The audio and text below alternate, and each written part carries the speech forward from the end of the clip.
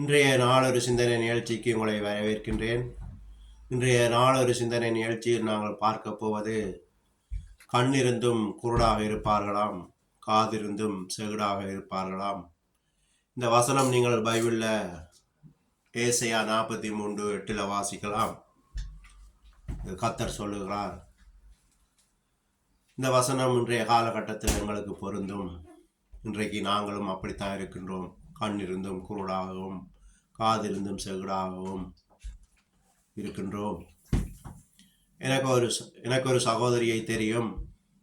அவள் தன்னுடைய மகனுக்கு கல்யாணம் செய்து வைத்தவர். நல்ல அழகான பையன், நல்ல பையன். ஆனால் அவட மகனுக்கு பொம்பளை பார்த்தோன்னே பிடித்து போய் கல்யாணம் செய்து வைத்தவர். ஆனால் கல்யாணம் செய்து வைத்த பிறகு அந்த பிள்ளையை பார்த்தீங்கன்னு சொன்னால், மாமிக்கு அடங்காத மருமகளும் கணவனை கவனிக்க தெரியாத மனைவியுமாக, குடும்பத்தை நடத்த தெரியாத பெண்ணாகவும் அவ இருக்கின்றார்.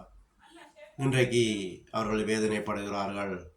குடும்பத்தில் சந்தோஷம் இல்லாமல், குடும்பம் சரியாக நடக்க முடியாமலும் இருக்கின்றது.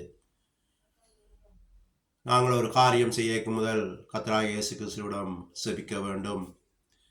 ஏசப்பா, நாங்கள் போகிற காரியம் நல்லா நடக்க வேண்டும். எங்களுக்கு மனக்கண்களை திறந்து இந்த காரியத்தை வாய்க்க பண்ணுங்கள். எங்களுடைய சித்தத்தின்படியல்ல, உங்களுடைய சித்தத்தின்படியே ஆக கடவுது என்று சொல்லி செபித்து விட்டு ஒரு காரியத்தை செய்ய வேண்டும். இதை செய்யாமல் தான் நாங்கள் எங்களுடைய மாம்ச கண்ணாலை பார்த்த உடனே முடிவெடுத்து சில பிரச்சனைகள், வேதனைகள் சிக்கப்பட்டு தவிக்கின்றோம். மனக்கண்களால் பார்க்காமல் இருக்கின்றோம். இன்றைக்கு அநேகம் பேர் இப்படியான பிரச்சனைகள் மாட்டுப்பட்டு எங்களுக்கு நாங்களே ஈட்டியாக குத்துற மாதிரி வேதனையால் குத்துப்பட்டு இருக்கின்றோம். இன்றைக்கும் வெளிநாடு போகிற என்ற பேரில் லட்சக்கணக்கில் பணத்தை மாறி யாரென்றே தெரியாத ஒருவருக்கு அந்த காசை கொடுத்து விட்டு ஏமாற்றப்பட்டு இன்றைக்கு வேதனையோடு வாழ்ந்து கொண்டிருக்கின்றோம்.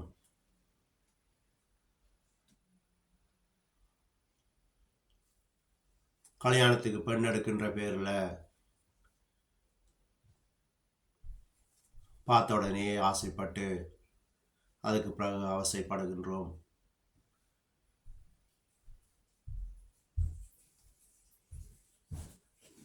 இப்படி வேதனைப்படாமல் மனக்கண்களை திறந்து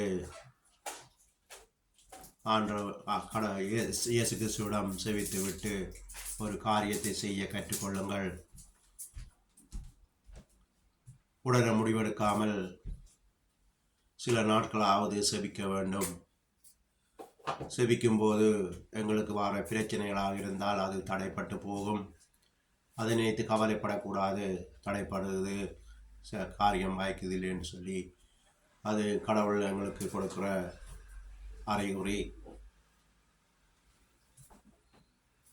இப்படி நாங்கள் செபித்து விட்டு ஒரு காரியத்தை செய்யும்போது காரியம் எங்களுக்கு கைகூடி வரும், வாய்க்கப்படும். செபித்து விட்டு நாங்கள் செய்யும்போது அது எங்களுக்கு எப்படியும் ஆசீர்வாதமாக அமையும் என்று சொல்லி இன்றைய நாள் ஒரு சிந்தனை நிகழ்ச்சியை முடித்துக் கொள்கிறேன். நன்றி, வணக்கம்.